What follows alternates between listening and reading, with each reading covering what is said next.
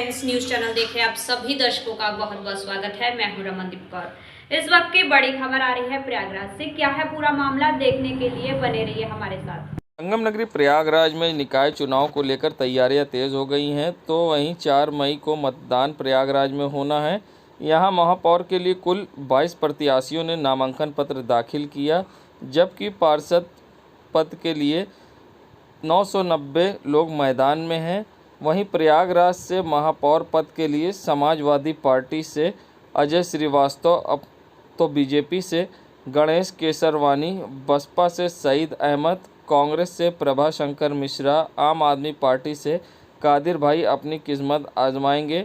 तो इनके साथ ही 17 निर्दलीय ऐसे प्रत्याशी होंगे जो अपनी किस्मत आजमाएंगे और लोगों से महापौर पद के लिए दावेदारी करते हुए वोट मांगेंगे। ऐसे में देखना होगा कि महापौर की ये दिलचस्प लड़ाई में कौन अपनी किस्मत को आजमा कर जीत हासिल करता है।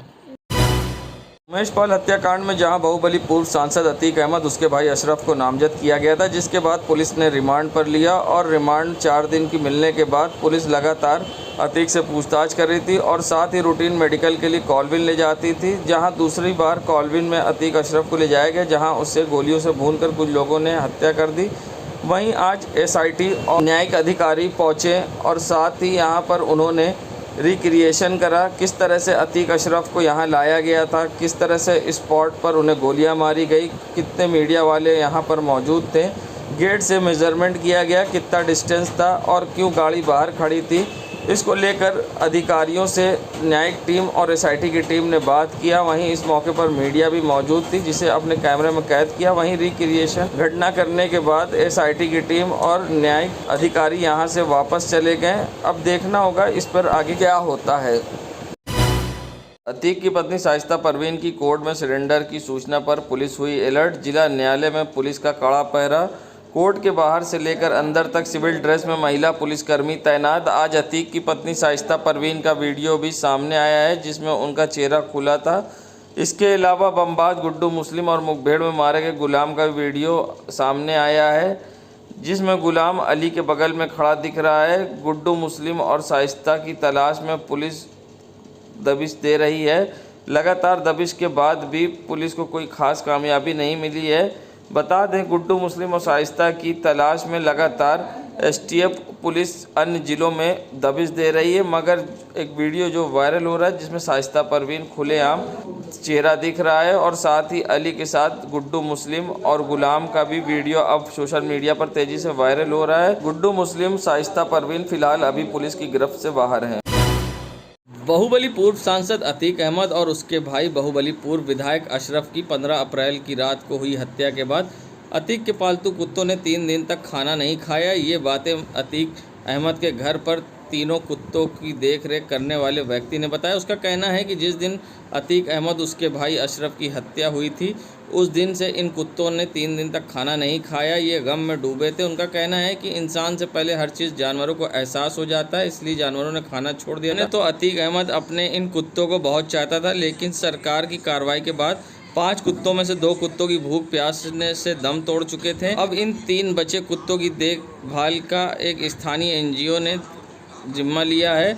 उनके खाने बंदोबस्त एनजीओ के द्वारा किया जाता है और बाकी देखभाल हीरा करता है, जो कि अतीक अहमद के समय से इनकी देखरेख कर रहा है। भैया न रो, ये तो इनको पहले मालूम होता है, ये तो आदमी को तो बाद में मालूम होता है। बहुत चाहते थे, बहुत चाहते थे। किस तरह से इनसे लगाव लगते थे? इनके जैसे हमको लुड़ी आते ऐसे वो लुड़ी आते थे। अच्छा। अगर गाड़ी आती जाती है तो ये खड़े हो जाते थे यहाँ पे।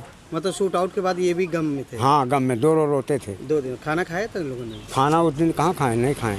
कितने दिन खाना नहीं खाया? अरे इनके बाद 2-3 रोज नहीं खाए। 2-3 अब खाने लगे? अब खाने लगे। और स्वास्थ्य कैसा इन लोगों का? ठीक है, अब फिट है? हाँ, आ जाओ। संगम नगरी प्रयागराज में जहां अलविदा जुमे की नमाज शांतिपूर्वक संपन्न हुई। चौक जामा मस्जिद, दारा शाह अजमल, करेली, अटाला, बहादुरगंज की शाही मस्जिद सहित सभी जगहों पर नमाज के बाद मुल्क की अमन, चैन और शांति के लिए दुआएं की गई। साथ ही बढ़ती बेरोजगारी को लेकर नौजवानों ने दुआएं मांगी। बीते दिनों हुई घटनाओं को देखते हुए जहां पुलिस की सख्त निगरानी में नमाज अदा की गई, मस्जिदों के बाहर नमाज होने तक सुरक्षा के पुख्ता इंतज़ाम किए गए थे। चौक जामा मस्जिद में तो आरएफ की कंपनी तैनात की गई और पीएसी भी लगी थी।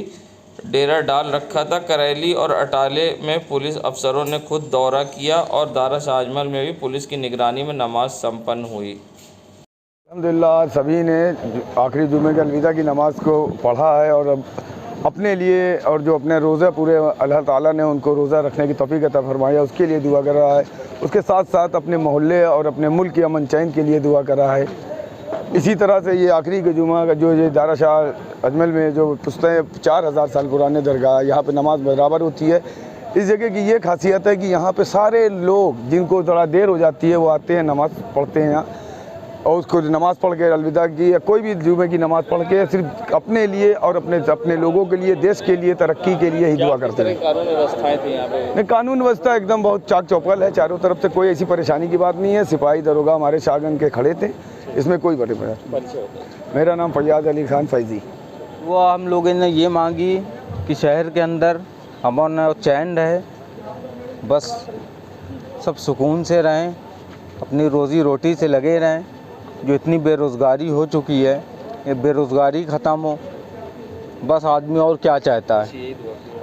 बस यही दुआ हुई है। क्या नाम है? फरजान।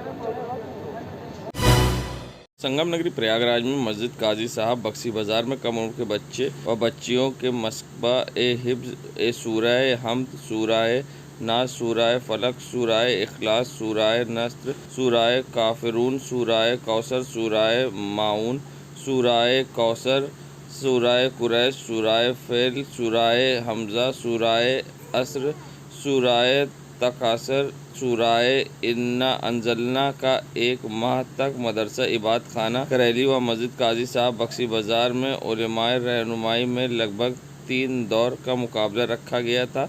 2 दर्जन से अधिक 5 वर्ष से 10 वर्ष तक के बच्चे व बच्चियों ने भाग लिया। सेमीफाइनल मुकाबले में 11 बच्चे चुने गए, फिर उनमें फाइनल मुकाबला हुआ जिनको जज करने के लिए मौलाना जवादुल हैदर रिजवी, मौलाना मोहम्मद ताहिर, मौलाना अली अब्बास, मौलाना जिशान, मौलाना जरगाम हैदर मौजूद रहे। मौलाना ताहिर ने कुरान की आयतों के बीच से तोड़कर पूछा तो बच्चों ने उसे सुनने में भी सब आश्चर्य में डाल दिया। ऐसे में रहमत नगर करेली के मिसबाह हैदर पुत्र औसाफ हैदर प्रथम आए, जेके आशियाना मोहम्मद कुमैल पुत्र अली दावर द्वितीय व रहमत नगर करेली की आमना जहरा पुत्री मौलाना मोहम्मद ताहिर को तृतीय पुरस्कार से सम्मानित किया गया।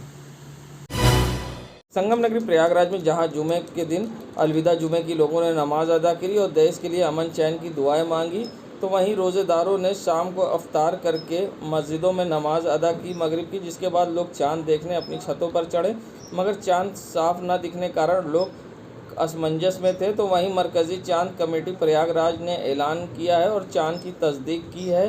कहा है कि चांद की तस्दीक हो गई है और शनिवार को ईद मनाई जाएगी। वहीं 29 का चांद होने के साथ अब लोग कल शनिवार को ईद मनाएंगे, जहां करेली में सुबह 7:30 बजे नमाज होगी मोहम्मदिया मस्जिद में, तो वहीं ईदगाह में 9 बजे नमाज़ पढ़ाई जाएगी। ऐसे में कल लोग ईदगाह में नमाज ईद की अदा करने के बाद खुशियां मनाएंगे ईद की और एक दूसरे को सेवई खिलाकर ईद की मुबारकबाद देंगे। बता दें चांद कमेटी की ओर से मरकज़ी चांद का ऐलान कर दिया गया, शनिवार को मनाई जाएगी ईद। संगम नगरी प्रयागराज में जहां रमज़ान के महीने में लोग ख़रीदारी करने पुराने शहर के चौक बाज़ार में आते हैं और ऐसे में यहाँ काफ़ी भीड़ होती है, मगर गलत तरीके से आते जाते ई रिक्शों के कारण जाम लगता है और जिससे कि पैदल चलने वालों को भी काफ़ी परेशानी का सामना करना पड़ता है। एक तरफ भीषण गर्मी तो दूसरी तरफ जाम का झाम, जिससे लोगों को होना पड़ता है परेशान। दुकानदारी में भी दुकानदार को करना पड़ता है परेशानी का सामना। ऐसे में दुकानदारों का क्या कुछ कहना है इस लगने वाले जाम को लेकर, किस तरह से होती है परेशानी, कितनी परेशानी हो रही है? हाँ, रिक्शे वालों की जो परेशानी हो रही है, ये वन वे पे रास्ता है और उसमें डबल आ जाते हैं, उल्टा आने वालों की परेशानी हो जा रही है। तो जाम भी लग जा रहा है? हाँ, जाम भी लग जा रहा है, परेशानी हो रही होगी कस्टमर। हाँ, वही कह रहे हैं ना, कोई इसको हटाते नहीं जाम लोग? कोई नहीं, कोई प्रशासन कोई ध्यान ही नहीं देता इस बारे में। क्या नाम आते है? हैं। हाँ, क्या नाम है? मोहम्मद शाहिद। संगम नगरी प्रयागराज जहां इन दिनों गर्मी के कारण हर कोई परेशान है। जिस तरह से भीषण गर्मी पड़ रही है, घर से लोगों का निकलना मुश्किल हो गया है। या तो मुंह को ढक कर लोग निकल रहे हैं और ऐसे में जगह जगह लोग आम के पन्ने और गन्ने के जूस जैसी चीज़ों से गर्मी में राहत ले रहे हैं। जहां सड़कों पर निकलते हुए लोग को काफ़ी धूप से परेशानी हो रही है और ऐसे में लोग काफ़ी परेशान दिख रहे हैं। लोगों का कहना है कि गर्मी जिस तरह से पड़ रही है, आने वाले दिनों में क्या होगा ये सोचने वाली बात है। ऐसे में आइए दिखाते हैं क्या कुछ कहना है लोगों का। कितनी परेशानी? गर्मी बहुत ज़्यादा पड़ी हुई है, 2 दिन से आदमी तो गंदा माहौल है। गर्मी से बचने के लिए आदमी जो है आम का पन्ना है, जूस है, गन्ने का रस है, गर्मी से बचाव के लिए अभी अप्रैल का शुरुआती सीजन, अभी तो मई जून बचा हुआ है। क्या लगता है कैसा होगा? अब राहत अभी मिलने का आसार तो नहीं है, फिलहाल जो है 15 जून के बाद ही आसार है। संगम नगरी प्रयागराज में जहां बाहुबली पूर्व सांसद अतीक अहमद के गुर्गे असाद कालिया पर करेली थाने में मामला दर्ज हुआ था, वहीं मामले में वांछित चल रहे असाद कालिया जो कि 50,000 का इनामी है, उसको पुलिस ने गिरफ्तार कर लिया है और साथ ही उसके पास से एक तमंचा, 315 बोर, 2 कारतूस 315 बोर के साथ गिरफ्तार किया है। वहीं पुलिस अब इस मामले में असाद कालिया के खिलाफ विधिक कार्रवाई कर रही है। बता दें बीते दिनों असाद कालिया पर मामला दर्ज कराया गया था, जिसके बाद से वे वांछित चल रहा था, जिस पर 50,000 का इनाम भी रखा गया था। आज करेली पुलिस टीम के द्वारा असाद उर्फ कालिया, जिसके ऊपर की 50,000 रुपये का इनाम था और ये 3 मुकदमों में वांछित चल रहा था, इसको पुलिस टीम के द्वारा गिरफ्तार किया गया है और इसके कब्जे से एक अवैध तमंचा व जिंदा कारतूस बरामद हुए हैं। पुलिस के द्वारा इसमें अग्रिम मैदानी कार्रवाई की जा रही है।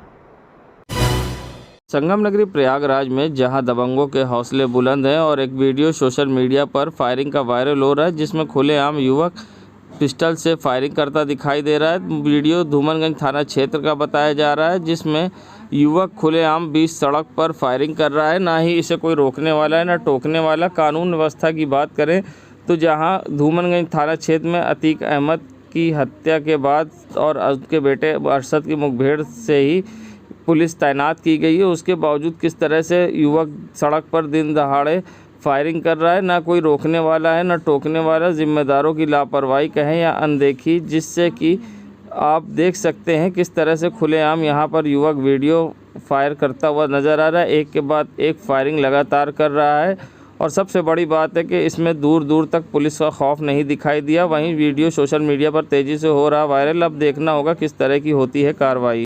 देश दुनिया की खबरों के लिए world media times news channel को सब्सक्राइब करें।